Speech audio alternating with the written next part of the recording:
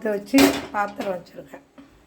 சட்டி காஞ்ச விட எண்ணெய் கொஞ்சம் ஊற்றி 3 வெங்காயம் பொடிசாக நறுக்குனது, 6 பரோட்டா நல்லா அப்படியே உதிரியாக ஆக்கி வச்சுருக்கேன் பாருங்கள். இந்த சைஸில் உதிரியாக ஆக்கி வச்சுருக்கேன். வெங்காயம் பாதி வதங்கியிருக்கு. இந்த அளவு கொஞ்சமாக சால்ட்டு, தக்காளி பழம் 2, பச்சை மிளகாய் 2, இஞ்சி பூண்டு கலவை ஒரு ஸ்பூனு, தேவைக்கேற்ற தனி மிளகாய் தூள் காரம், 1/4 சிட்டிகை மஞ்சத்தூள், தேவைக்கேற்ற ஜீரக பொடி, முட்டை 2 அதுலேயே ஊற்றணும்.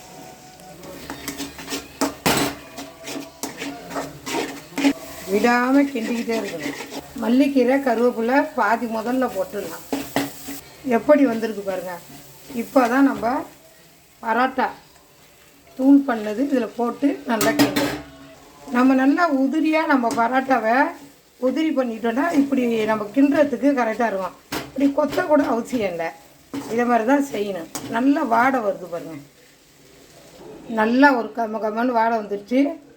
மறுபடியும் கொஞ்சம் மல்லிக்கீரையும் கருவேப்பிலையும் போட்டு நல்லா கிண்டுன்னு. இது பார்த்திங்கன்னா எப்படியும் இது 6 பரோட்டா. இதை வந்து பார்சல் வந்து 2 மடிப்பாங்க. 1 பார்சல் வந்து 120 ரூபாயோ 140 ரூபாயோ விற்கிது. அப்போ 2 வந்து 240 ரூபா ஆகுது. நம்ம வந்து 60 ரூபாயில் வேலையை முடிச்சிட்டோம். ஒரு பரோட்டா 10 ரூபா. 6 பரோட்டா வாங்கி வேலையை முடிச்சாச்சு. எல்லாம் லைக் பண்ணுங்கள், ஷேர் பண்ணுங்கள். இது மாதிரி சிம்பிளாக செஞ்சுக்கோங்க. எப்பாவது கெஸ்ட்டு வந்தால் இது மாதிரி செஞ்சுக்கோங்க. வாங்க சாப்பிட. ரெடி ஆகிடுச்சு. அடுப்பை ஆஃப் பண்ணிவிடுவோம்.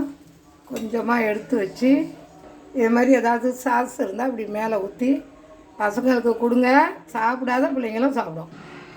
சூப்பராக இருக்கேன். இது மாதிரி செஞ்சுக்கோங்க. Okay bye.